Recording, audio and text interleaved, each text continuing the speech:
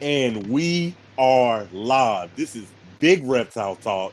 I'm Big Derek, and we got Big DMexotics in the building, man. How you doing today, brother? I'm good, man. How are you doing?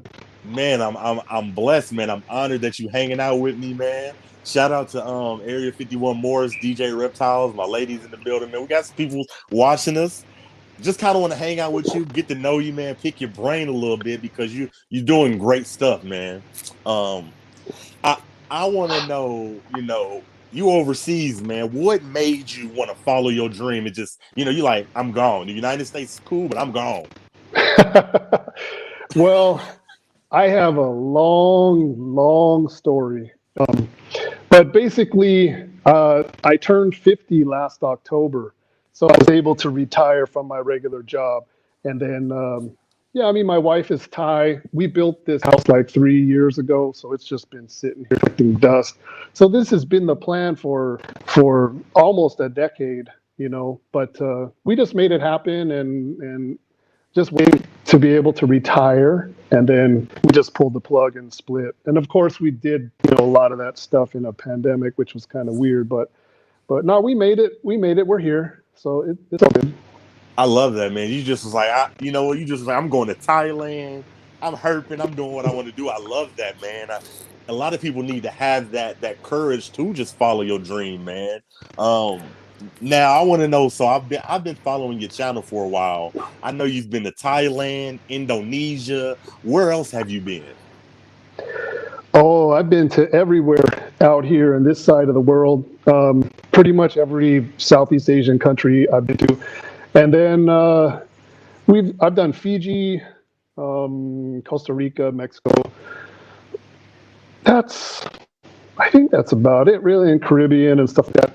But no, I've spent most of my time out here in Southeast Asia. I love that. I love that. Now with you herping, man, what's your favorite place overseas to go herping at? What's your favorite spot?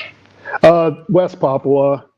I like PNG. Well, the Indonesia side of Papua. It just has all the animals that I have like a personal interest in. So that's the place that I like to go. That's where I like to go see stuff because I'm finding the animals that I've been working with for so long. So that's where I want to be. Here is good. I mean, for those of you that do watch my channel, I'm finding stuff all the time. I'm out there herping quite a bit, but it's I have been lucky finding some cool stuff that I hadn't seen before, big examples of certain things. But there's no pythons here. There's no green tree pythons. There's no scrub pythons. I'm in a different part of Southeast Asia, so I'm waiting. Also, probably just like all of the rest of you guys out there, I'm waiting for borders open, and that it's like I'm here, but somewhat locked down, and travel, outside of this country is a little challenging, or I should say I can get out of this country, but I can't get into a lot of the other countries. So I'm waiting also for borders to open, that sort of thing. So it's a little tough, but there's life, and then there's like travel and herping. So I'm out here, I'm living life, and I'm pushing forward and moving forward with life, but at the same time, I'm at the bit to get out of here to some neighboring countries, and we're doing some stuff in neighboring countries. So I'm ready and waiting at the any second. I'm gone, man, and I'll come back here, of course, because my Right, roots are here now. So right now. I can't even. How do you say West Papua? How do you that? Did I say that right? yeah, yeah, West Papua, yeah. I like that. I like how that sounds. Now, what was your West Papua? What was the best find that that you found when you were herping in West Papua? Green tree pythons were like that. That still trips me out because as a hobbyist, up until I caught the very first one, it's something that I've only seen in cages in captivity, and to see one actually, in a forest, in a jungle, crawling, in a tree, whatever, that blew me away. And since then, I've been able to find quite a few others, but I'm looking forward to going back and finding more because it's still something that, it's not like a one and done kind of thing, like I want to find a lot. I want to go see a lot, different localities and all that kind of stuff. Scrub pythons, the same exact thing, is something that I've worked with also for an equal amount of time, a very, very long time. And being able to find those first few, wow, just trip me out. And it does screw you up too. It really twists your brain and your mentality a little bit, because then as you start seeing these things, like if you're a hobbyist, okay, that's fine. You see the same animals in cages only in captivity, in exoterras and acrylic cages and whatever, and every green tree python you've ever seen in your life has been in a box. So that becomes normal for you because you're used to seeing a green tree python in a box. But once you see one in the wild, you have completely forgotten that those animals come from the wild. They live in the wild. And then once you see one that's not in a box, it screws you up, And so then the hobbyist side of it starts to become a little bit of a struggle because you've seen both sides now. Until you've ever seen it, like, I can't explain it. But once you start seeing stuff in the wild, it does. Moral aspect and all the different things come into play. I'm still a hobbyist. I still have animals in cages and things, but I don't know. I'm happy to see stuff in the wild too. So I've come to appreciate both. So I don't know. It's hard to explain. And I try to show that in my videos. Every time we find something really cool in the wild, I try my best to get video of that animal, exactly where it is, exactly where we're finding it. The moment that I'm interacting with it or taking it down or whatever. I want to show people that because maybe I can convey a little bit of the reality of it, just a little bit, by people watching the video and seeing us going through the jungle and sweating and sweat goes off our faces, and then all of a sudden, whoa, here's this snake, So trying to open people's eyes a little bit, so they can realize that these animals don't come from a box, they come from the jungle, and maybe some more appreciation there or whatever. But yeah, it's hard to explain. I I totally get you, because it's like in my collection I have the Amazon tree boa, and it's in a vision cage and it looks gorgeous, but Sure. it's you're gonna appreciate it more when you see it and it's in the wild and it's a natural habitat, and it's just different to see. I totally get you, man. I love that answer. Yeah.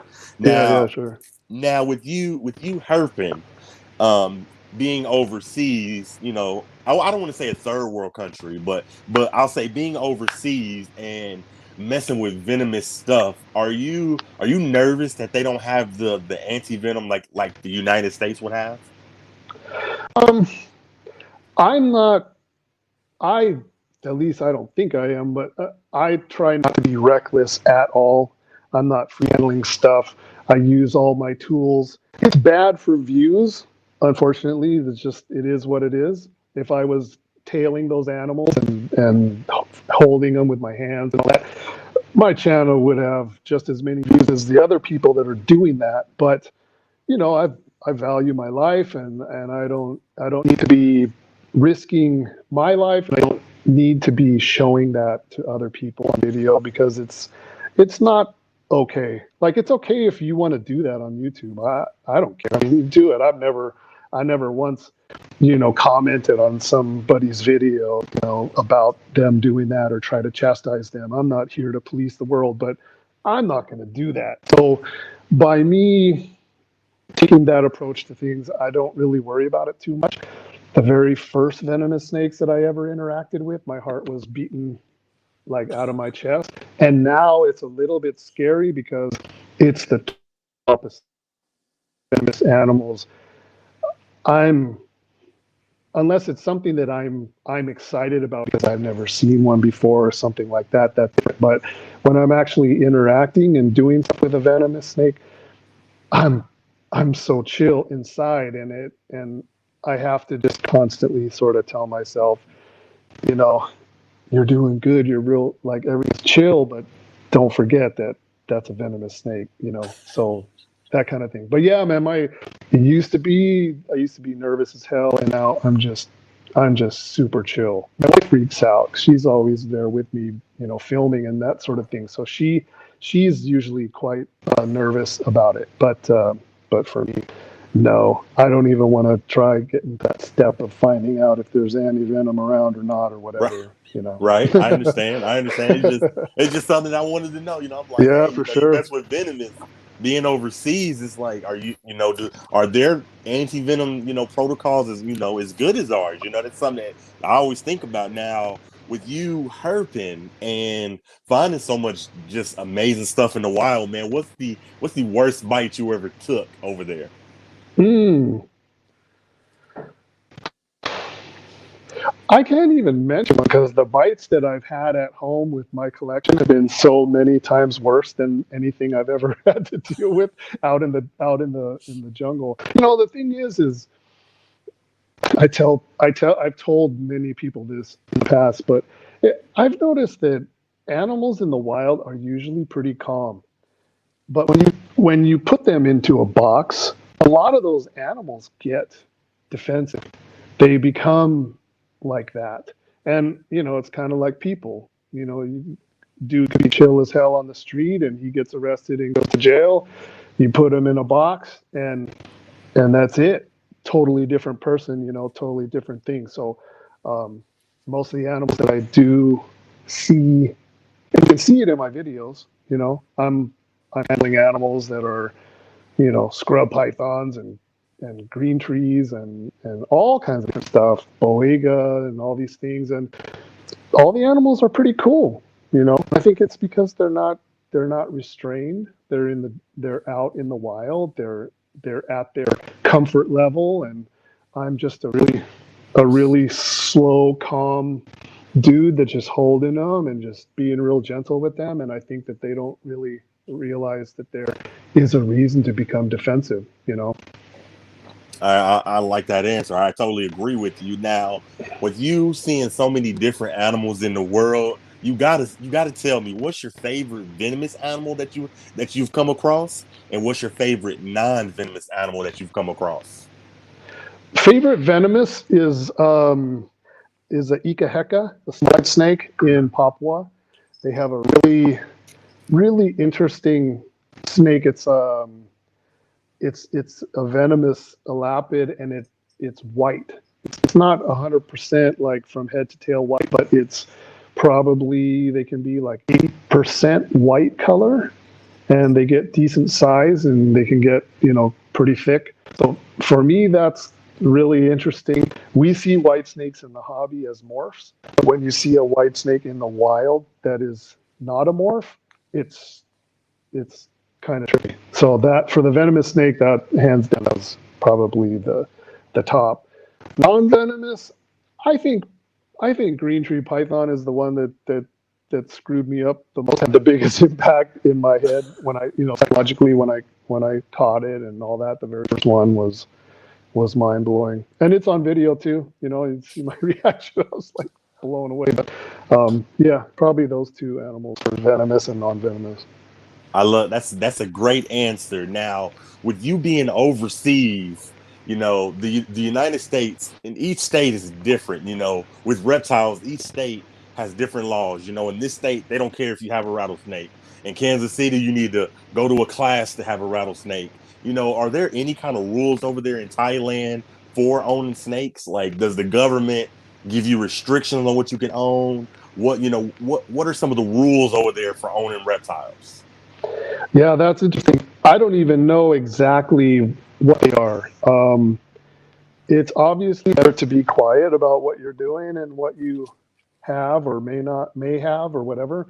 So the main thing here is native and non-native, because pretty much Thailand protects everything that's native here to Thailand. It's all protected. And then there's also on top of that another tier, I guess you could say, of protection.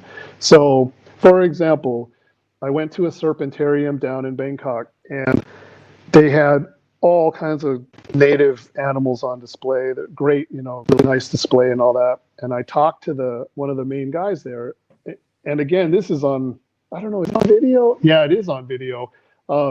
We were filming while I was talking to the guy. I told him, I said, you have all these really cool native snakes, but why don't you have Pataeus carinata here on display? Like, you need a big keeled rat snake would be really impressive. And he told me that even he cannot get permits to display that species. So there's obviously like, Thailand protects all the native, and then there's another like protection list about that.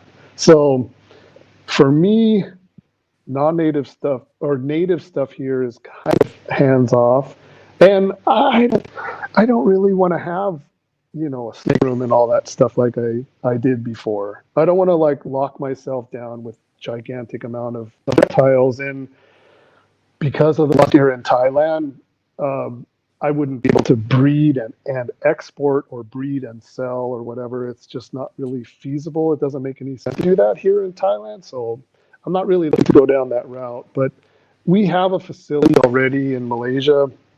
So we do everything from there. We do everything in Malaysia. But Thailand here, nah. If you guys watch my channel, some of you do, some of you don't. I don't have like the biggest following or anything, but we have emus in the back. We have tortoises in the back. I have 2 fish tanks. I have this giant fish tank behind me. I have a second fish tank in my bedroom, and we have a pond outside with koi. So nothing's native to Thailand. You know, the emus not native. The tortoises aren't native. So we're not going to get busted for any of that stuff. Nobody's going to care. You know, no one's going to be. The rumor isn't going to get out. You know, Dan's got elongated tortoises which are native to Thailand or some weird stuff like that. Oh man, they'd be here in a heartbeat, either trying to, you know, extort you for some money to leave you alone, or taking your stuff, and you'd be in the news. So, Okay. So basically, what you're saying is just if you get something, keep it on the hush. But for the most part, nothing native to Thailand. yeah, exactly. Yeah, I may or may not have some things downstairs, you know, that kind of stuff. But I'm not looking to keep, you know, collections of animals or anything like that. Not even. Yeah, I would if I could do so without, you know, risking getting in trouble. But I'm also a foreigner. Foreigners, they think that every foreigner is wealthy, so it's a way to pinch the foreigner for money and that sort of thing. Also, so it's just something. I'm not going to go down that road. Right? They think you got something non-native. They pulling up. Give us money. Yeah, right. Extortion time. Give us money. Right, exactly.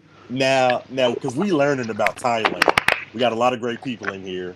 We wanted to talk to us about the reptile expos overseas. Yeah, I've been to a couple expos here in Thailand, but they're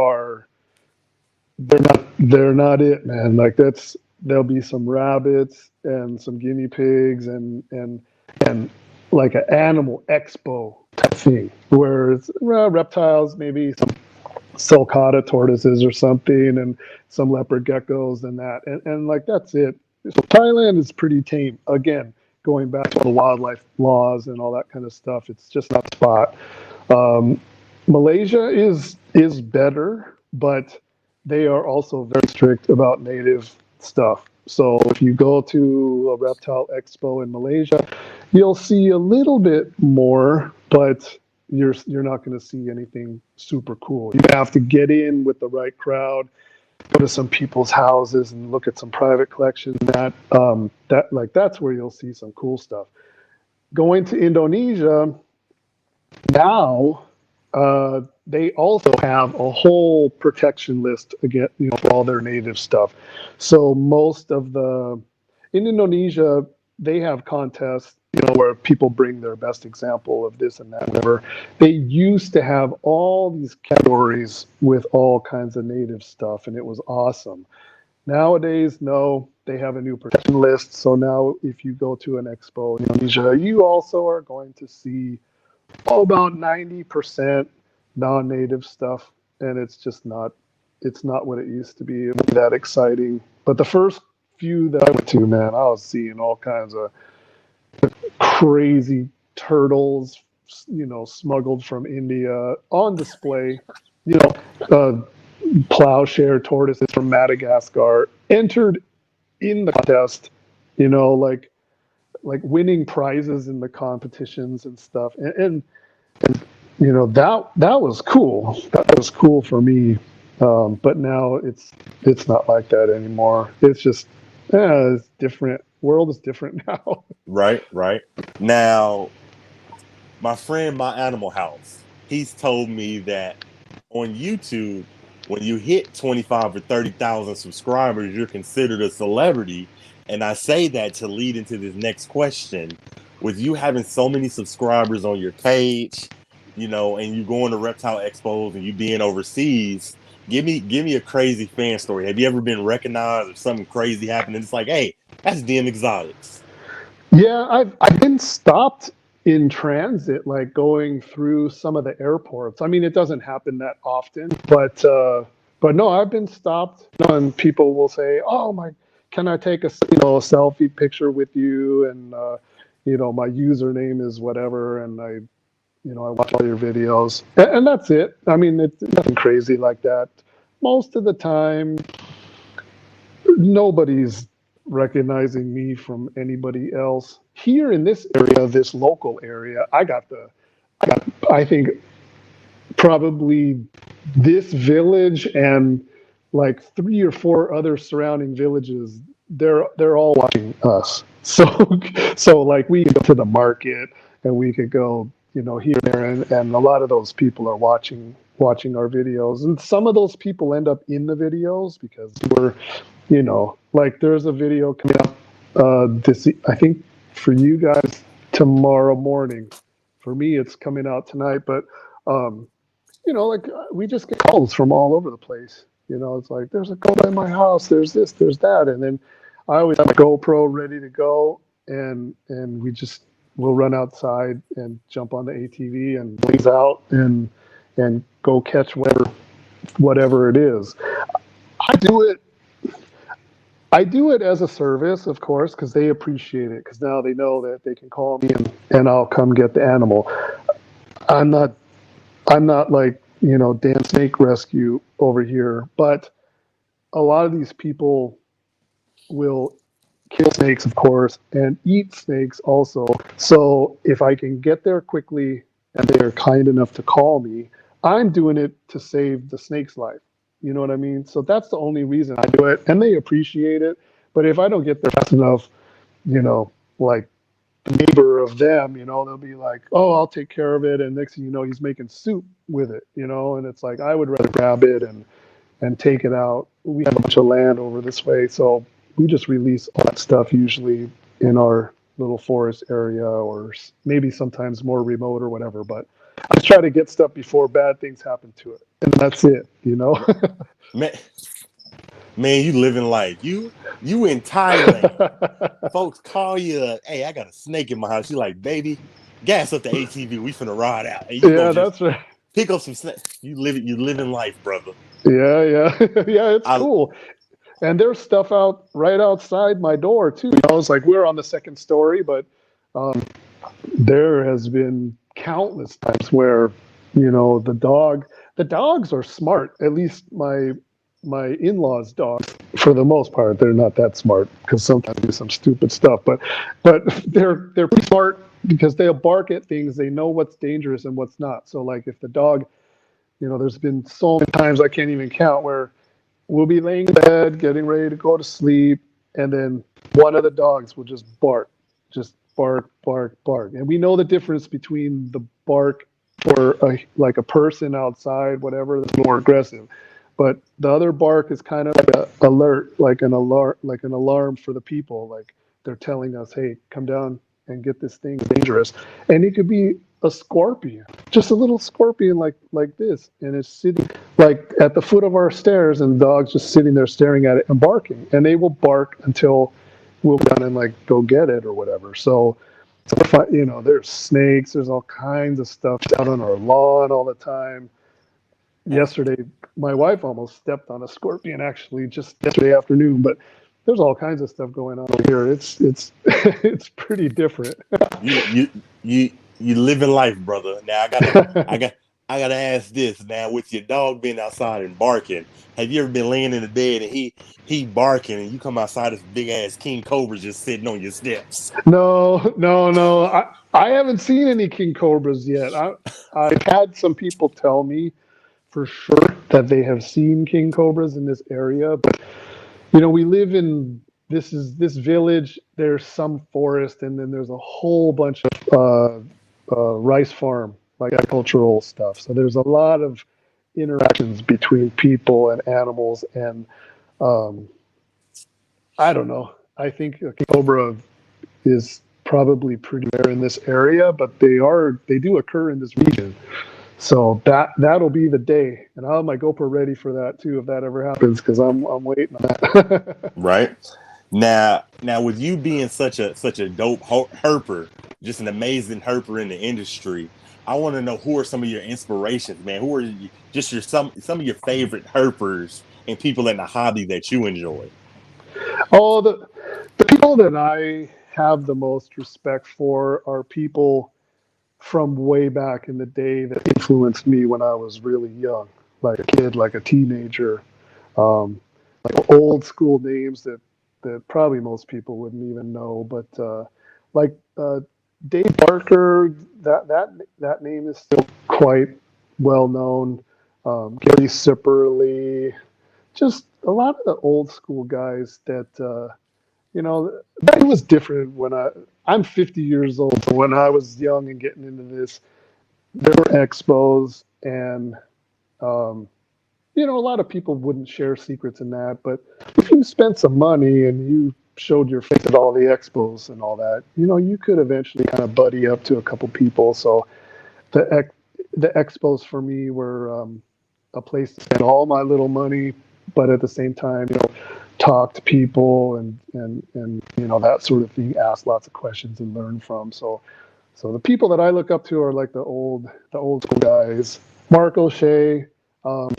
I met him once in Florida. It's not somebody that I've like buddied up to, but I have a lot of respect for him because he does lots of field work and goes to areas that I also enjoy. So his stuff I also pay attention to, the books and that sort of thing. So those are the people that I have respect for. I don't have any respect for people that are, you know, that are jackasses on YouTube. I have zero respect for any of those people.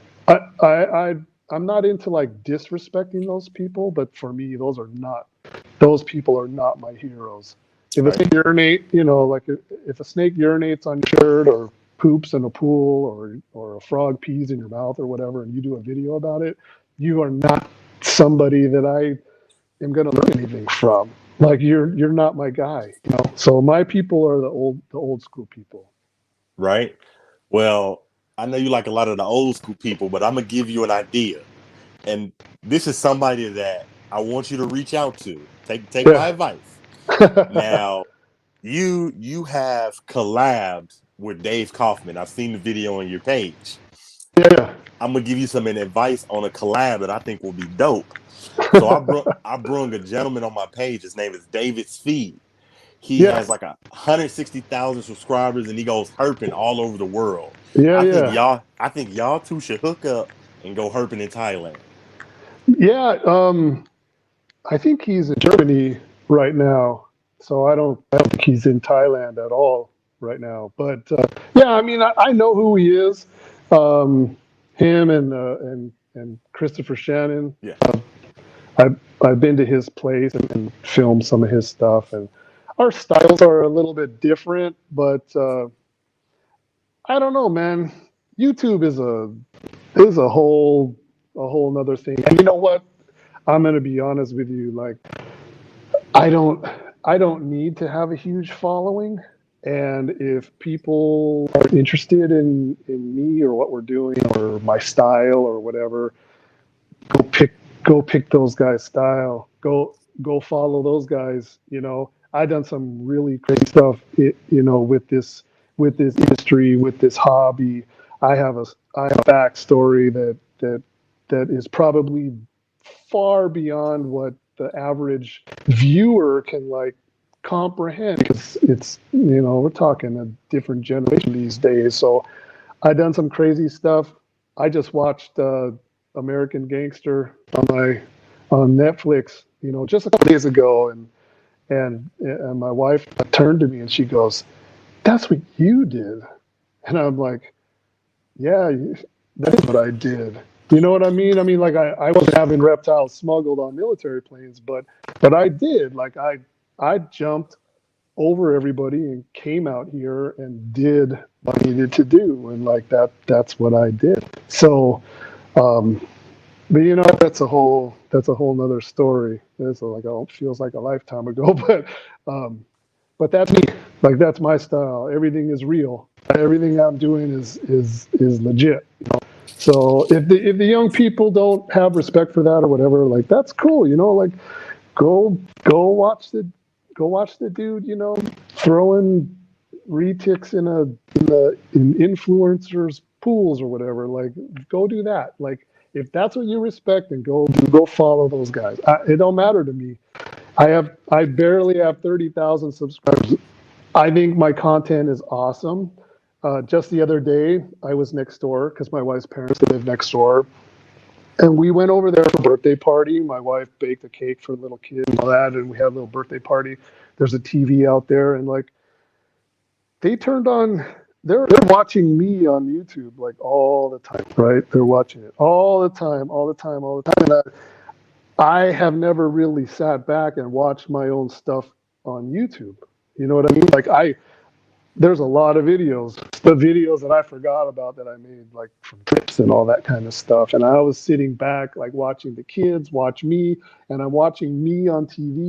And I was like, and I'm watching them scroll through the thumbnails and like all these topics and travels and adventures and importing and going to the airport and showing you guys like everything that I'm doing and the breedings and all this stuff I'm doing. And I'm like, I'm sitting back and I'm like, I'm voting. I'm like, I am so proud of what all the things that I've done and all the things that I shared on YouTube. But you know what? It's just not the content. It just doesn't these days, like that's just not the content to be successful on YouTube. But I'm successful anyway. So, I'm all about hard work and I have a crazy work ethic. So that's why I'm kind of sitting where I am, right now I at the agree. moment.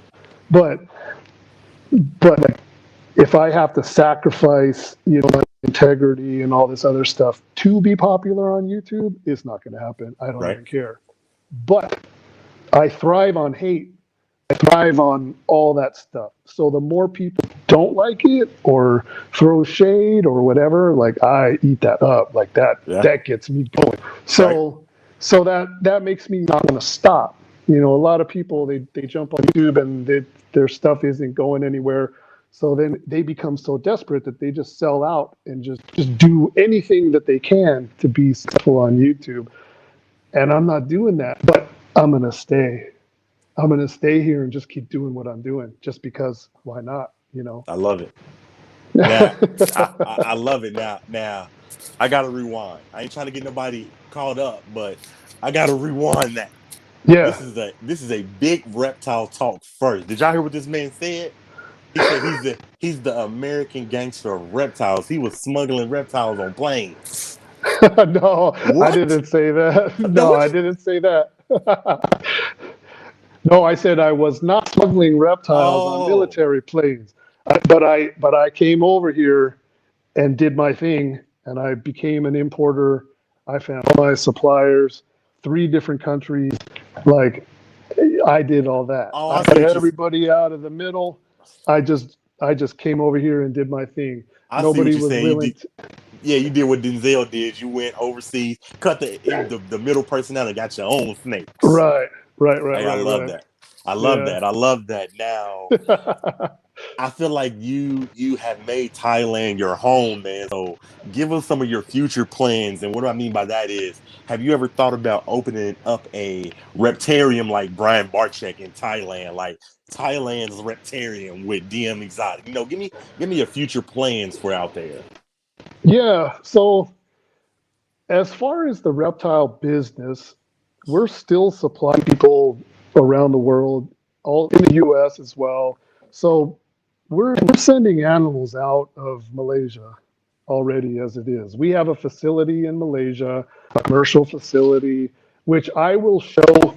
I'm hoping by the end of this year, we'll be able to have access to Malaysia, because right now we're kind of stuck in Thailand. But as you know, the vaccines and all stuff, all this rollout, hopefully there will be some travel allowed. And then we'll show our facility. We have a pretty nice facility. We had custom caging made in China, which shipped by boat, by ship from China, from the manufacturer directly into Malaysia. So our facility is pretty nice. I exported all of my animals before I left over here last November. So my animals are now residing in this facility, and we have employees, and I have a really good partner, and they're a lot closer to me, closer to home, I guess you could say. They're a lot closer to me now. It's just that with the pandemic, I can't get there at the moment. Right. But we'll show that. So as far as the reptile industry and the breeding and all that kind of stuff, we already have all that going. We set that all up last year. So there's that. And then we do have some land and stuff across the road here, and those emus are growing fast. They've already doubled in size. They're already like 4 feet tall. So we're talking about moving all that stuff across the road and doing like a facility and that sort of thing.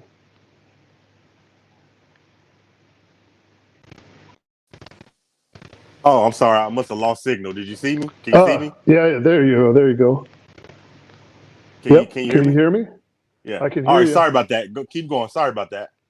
Oh, no problem. I was just talking about like our emus are growing very, very fast. And so we want to breed and maybe expand that project a little bit, because there's a lot of local interest in the emus.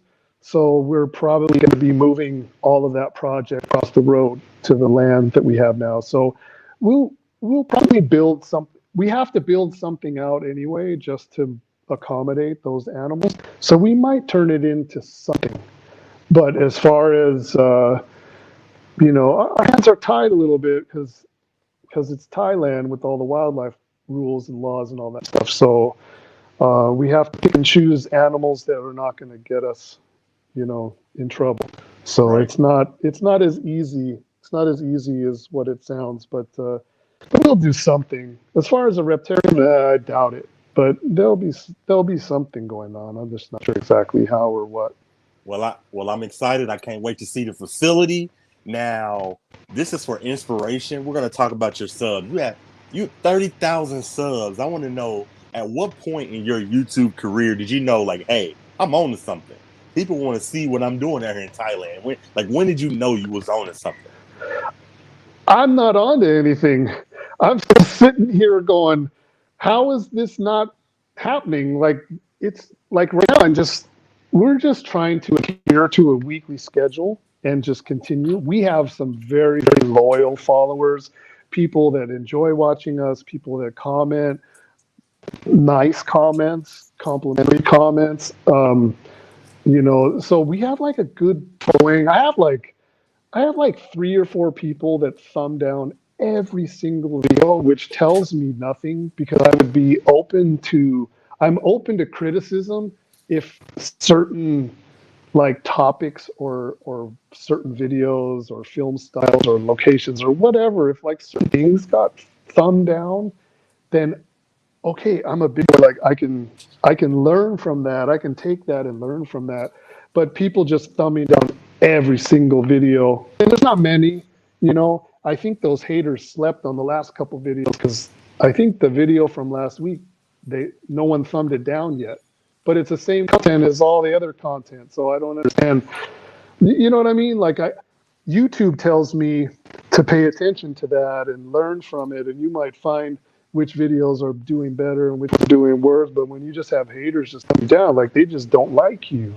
So, but anyway, that's a whole nother subject. But I'm still sitting here like, when will this show me that this is like worth it? Because it's to me it's not to me, it's not successful.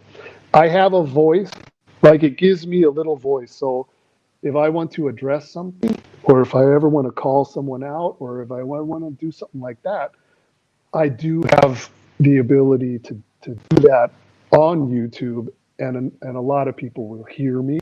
Not that that's something that I ever probably will do, but if I ever want to make a business announcement, if I want to tell you guys that I'm coming back to the US, if I want to tell you guys I'll be at this next expo, or I have these babies, or I have this shipment coming in, or whatever, it works great for that kind of stuff. It works fantastic, and that is a great, great tool. But as far as being popular, I don't know, man. I mean, I've had this channel for a very, very long time, and it's clear to me that people just, they would rather watch those other dudes doing stupid stuff rather than watch a guy doing like real stuff. So Real I don't quality know. stuff. That's how I look at it, but I think people just they want to hit play and just kind of mindlessly just watch somebody do stupid stuff and like be entertained. That's my opinion. I don't know. They don't want to they want to see me like go running to the forest and grabbing a pit viper off the forest floor, and like for some reason, for the mainstream, that's not what people want to see. Well, well, I love it. I enjoy watching it. So keep And doing I what you're enjoy doing, doing brother. it. I enjoy doing it. Like that's my style, and I have my own channel where I put out my own content, and then that's what it's going to be about. Right That's now, just it. now with you being a herper and dealing with so many snakes, you have I value your opinion. I'm thinking about getting into venomous snakes myself. I want you to tell me, what do you think is like the best first beginner venomous snake? That is probably a question best answered by somebody else, because I don't keep venomous. I've never kept venomous because California doesn't allow you to. I'm not keeping venomous here, other than maybe for a day or so I can go photograph something. But I'm not. I'm probably not the best person to ask that question. For me, I wouldn't have any issues keeping like some of the smaller arboreal vipers, just because they're not going to chase you out of your cage and out of the cage and around your room or whatever. So that stuff to me seems, for me, like working around it in other people's facilities. That stuff to me was never like very threatening. Um, you can start the rear fang stuff. A lot of people see it as like training wheels, but it's not. It's different. Like Boiga and those other rear fang animals. Those are not. It's different. It's not the same. It's not the same kind of thing. I So can I'm not understand. sure. I mean, I would say don't get stuff that spits at you. Don't do spitting cobras. Um, don't do big, crazy, aggressive things. That would be my advice. A lot of the arboreal stuff is pretty chill, and it's not going to come chase after you and that sort of thing. So I don't know. I love that advice. That's some good advice. I'm just gonna keep doing my research. Now, I want to know, and I'm asking this for a reason. Being in Thailand, what's the main language they speak over there? Thai, Thai. Thai. Thai. Yeah. Now this. There's a couple different dialects of it. In the region that we're at, they speak Putai. It's called Putai, and it is similar to the Lao language. So, like, my wife speaks Putai. So, if we go across the border to Lao, my wife can communicate pretty easily with them, even though the Lao language is different. But yeah, but I mean, they all speak Thai. Don't ask me about. Yeah, I know your next question. You're gonna say, Shit. do I speak it? Do I read it? Do I write it and all that? I know the basics. Um, I know all the basic stuff. Thank you, all that. And then when people are talking about me, like somehow I'm on it. Like I can follow it, like because I can pick up various vocabulary and all that stuff, and when people are speaking about usually about me, like they're talking about me, or if they're talking about certain things, I can usually pick up certain words and kind of get an idea of what they're talking about. But I'm not even going to try. It is so complicated. It's something that I just I don't even want to try. I don't even want to try. But I would be willing to try either Indonesian or Malaysian because they have our regular alphabet and it's more basic, the vowels and all those sorts of things. But here in Thailand, they write in Sanskrit, all that crazy looking stuff, and one word can be pronounced like 10 different ways with the most subtle difference in the same word, and it can mean 100 different things. Like Right. it's really crazy. Like for example, the word for water buffalo and the word for penis is the same word, but you put a little extra thing on it, it'll mean buffalo. But if you do something else, it'll mean penis. So like, and I'm not joking. Like that's for real. So it's that kind of stuff. Well, you can see it written in like English language, and it's the same. But I don't even want to go down that road, man. It's Now, crazy. now, see, I was gonna ask you that because I figured you spoke the language. I was gonna say, can you teach me how to say "Let's go herping" in Thai? Uh uh.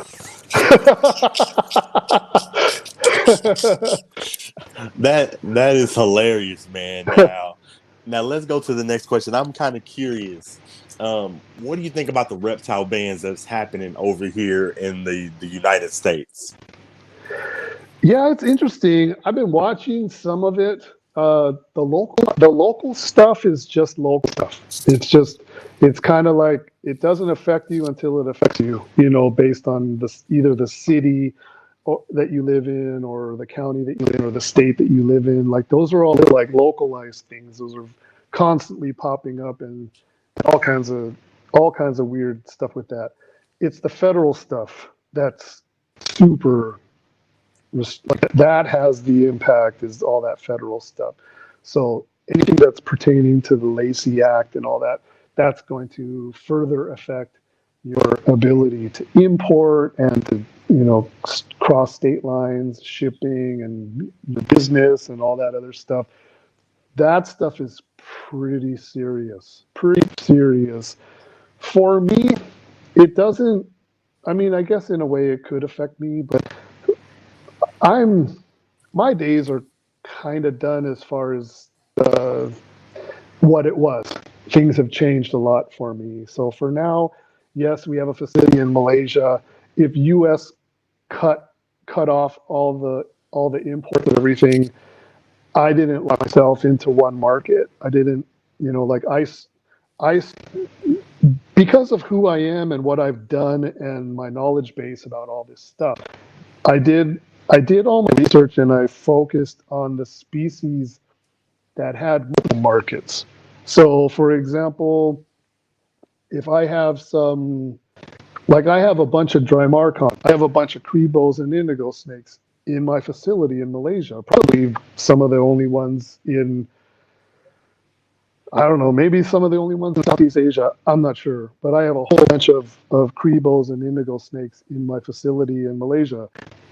If the US all of a sudden goes, no more imports, well, Europe is a huge market for me for those, as well as other countries in Asia, South Korea, like all that stuff. I get messages all the time from various places like Dubai and even like Pakistan and different countries. So for me, whatever happens in the U.S. is not really going to affect me that much. If it does happen, I hope it doesn't. But it'll remove one market, but it won't leave me, sitting high and dry with nowhere else to sell to. So like for me, I looked at like a global situation, kind of a global market, but it it's pretty serious. It's pretty serious. The the reptile market in the U.S. right now is red hot. A lot of people making a lot of money. There's a lot of shady people making a lot of money, taking advantage of other people. There's a lot of shady stuff going on, a lot of scammers and that sort of thing as well. But the market overall right now is really hot in the U.S. So um, I think people are getting the feeling that with all the regulations that some of the sources of a lot of this stuff are going to be gone at some point. So they're buying up animals and setting up, I hope they're setting up, breeding colonies and things are the things that they want to work with in that.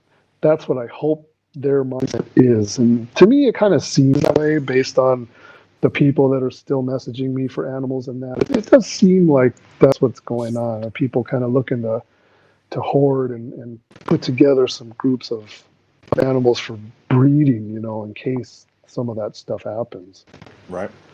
Now, with you doing so much herping overseas, I'm kind of curious. Do you currently have your dream snake, or is there still a snake out there that you want to acquire or that you're working towards acquiring? Oh, that's a good question. Right now, because of the logistics and the things that affect me, being that my collection is Malaysia, I have to sort of, if there's something out there that I want, I have to first go, okay, can I get this animal into Malaysia? So I have to look at all the laws and regulations, and then if I go through all those hoops and I bring those animals into Malaysia and I breed those animals, can I make something happen with the offspring, or does that animal just suddenly just become a pet to live out the rest of its days in my facility in Malaysia? So I have to consider all the different things going on before I make those decisions. I mean, there's great animals out there that I think would be awesome to have, but going back to some of the other questions that you asked me, I'm also happy to see those animals in the wild too, So, I have a lot of plans. A lot of people are waiting for borders to open to receive us and take us to go see Boland's pythons and go see these and go see that and all that stuff in the wild. And it's not something that I'm also at the same time looking to put into my facility as well. It's stuff that I'd be really happy to seeing stuff in the wild and just leaving it at that. Right. So it's hard to say, but I was able to put together. I mean, remember, I shipped my collection to Malaysia in November. So talking about all the colubrids, all the rare colubrids that I've built up. So I've been able to put together an amazing collection of animals, which now reside in Malaysia. So my collection was pretty amazing as it is. So I was able to kind of put my hands on a lot of that stuff. So I'm pretty happy with what we have right now.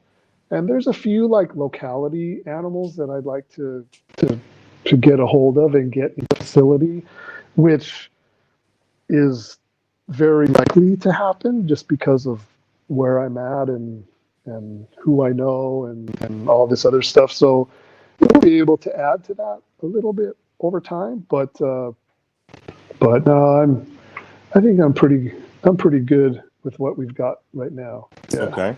I love that. I love that. Now, I'm not going to keep you much longer because we've been going almost an hour. I don't like to hold anybody No. up too long. Yeah, sure.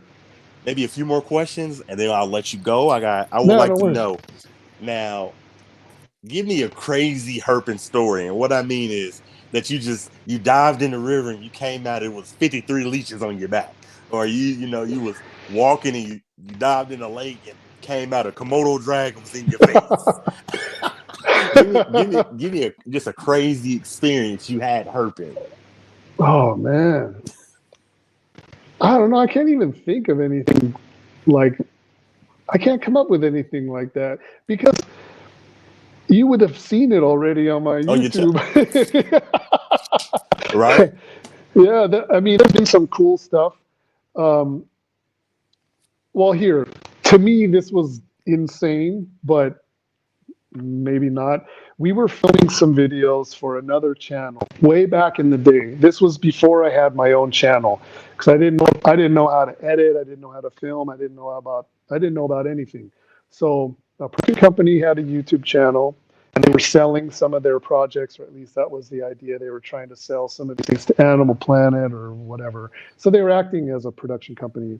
So I was doing little like animal education, like little small short subject things, where I would show up to their studio and I would bring I think I brought a pixie frog, big pixie frog one time, and then I'd have the animal and I'd be on camera and they'd ask me to, talk about it for 2 minutes or whatever, and I'll just talk about it, and then that was it. And they'd have their little short subject, and they would put it out on their channel way back, long, long time ago.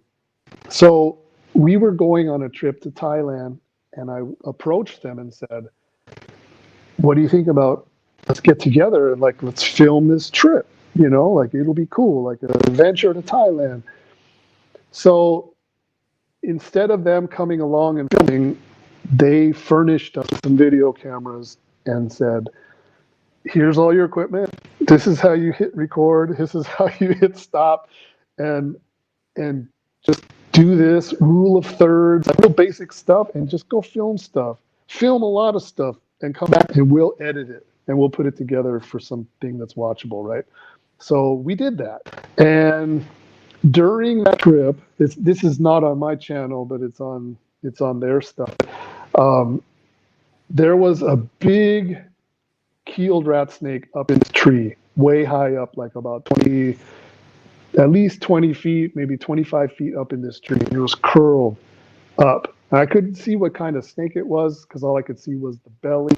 I had no idea what it was. It could have been a cobra. I have no idea. It was just a really long colubrid type snake. So one guide cut down a bamboo stalk from the forest. So he chopped it down, and he was going. He had that bamboo stick, and he was like trying to push that animal to go like one way or another. Remember, we're in the middle of the jungle. That snake could go any direction it wants to. So I'm telling him, go to the left, give it a little touch, go to the right. Okay, its head is up and it's looking this direction, tap it from this side and whatever. The other guide ran off. Once that snake moved a little bit, he was gone, man. He was like, "I want nothing to do with this." So my other guy, he's still doing that with the bamboo stick. Don't ask me how. My wife was filming at the time, and it took 5 minutes, 10 minutes. Somehow that snake launched itself out of that tree directly my direction, and I got it in midair with the grabbers. Don't ask me how that happened. That was the coolest real thing that happened. It was just amazing, and it was like an 8-foot long keeled rat snake, and I caught it in midair, and like it's on video. The whole thing is badass.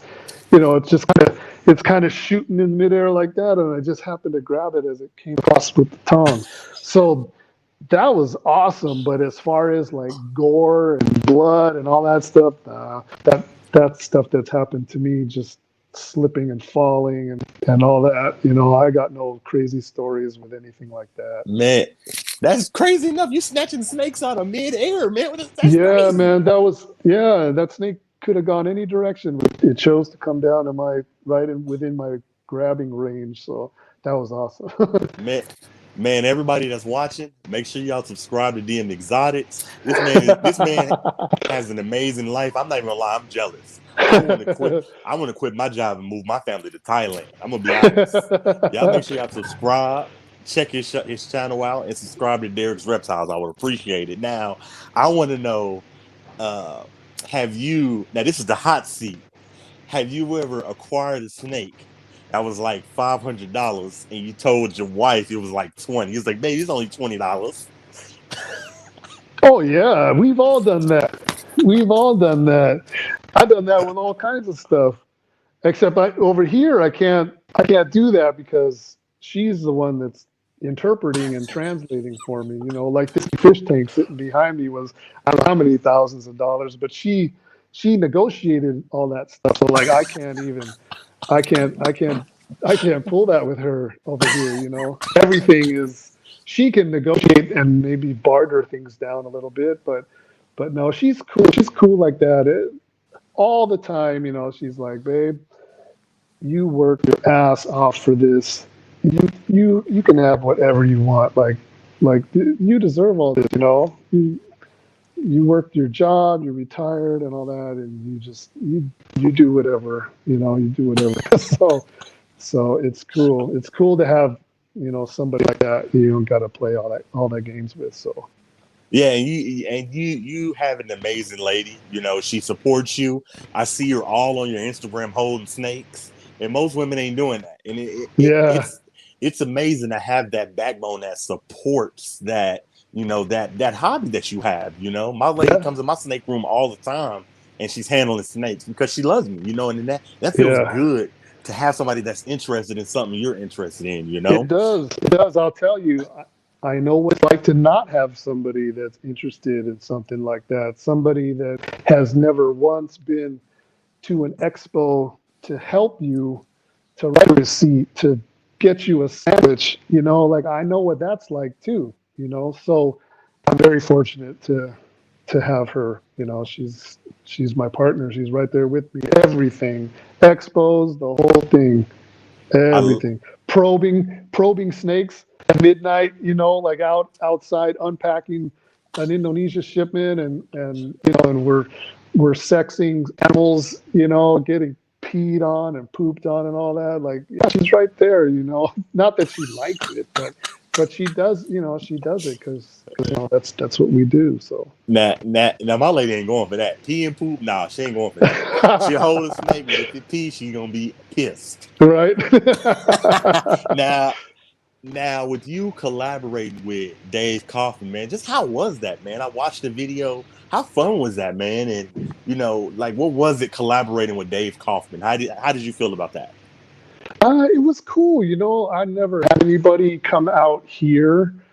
Like this has been my spot for more than 10 years. Well, probably like 12 years, 13 years since I met Apple and all that. So I've never had any foreigners. Well, I'm a foreigner. I never had any non-Thai people come out here, that I could take around and show stuff. So yeah, it was cool for me. It was cool. But let's see, how can I put this? There's a certain way that everybody interacts with people differently. So like when you travel around and you're meeting, like you're in different cultures and you're meeting different people, everybody's different, and some people aren't aware of things, or like in any Buddhist culture, for example, to point your feet to point your feet at somebody is offensive. So like if you're gonna sit on the floor and like have food or whatever, you need to point your feet back, like away from you, or sit on your feet, like Indian style. You don't want to have your legs like outstretched straight, pointing at people across from you or pointing at the food. Like that's offensive. So like those are things that you have to be mindful of, so it's just stuff like that where you're kind of like, hey man, you don't, put your foot down, or don't do this and don't do that. And like certain things can be quite offensive to people, So for me and Apple, when we travel around, it don't matter where we're at, what cultures we're dealing with, like we're really well traveled and real smooth and real chill and get along with everybody and everything is great. But when you have people with you and you're not sure if they're aware of certain things, or how they may act or respond to things, it reflects on you, because you're often using like your guides or your friends. And if the people that you've brought out there do things that are offensive or rub people the wrong way or something like that, it reflects on you. It reflects on me. And then I have to spend a lot of times, like apologizing or whatever, So those are the things that I'm mindful of when I have people come out here and do stuff with me.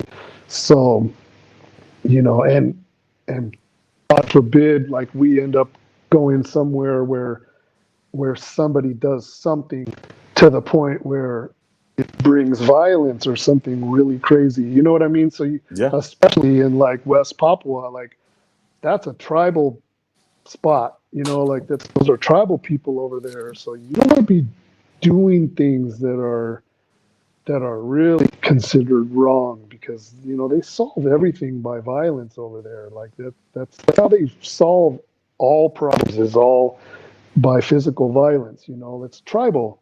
It's tribal. Like if your livestock goes off into this dude's thing and eats his vegetables or whatever, like if it's probably going to be solved by violence. Like he's going to be duking it out. Probably not going to get shot or anything, but there's going to be some violence. So like you have to be careful.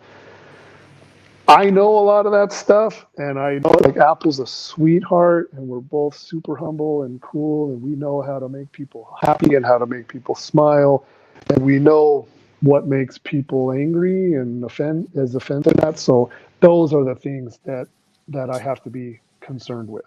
So without getting into like too much detail, collabs can sometimes go in that direction, even if you're just having friends coming out or whatever. So, but it's cool. Like I love having people out here, or out and about, and we're, doing all the little stuff. It's always fun to see, other people's reactions to things and all that. But it has another side to it also.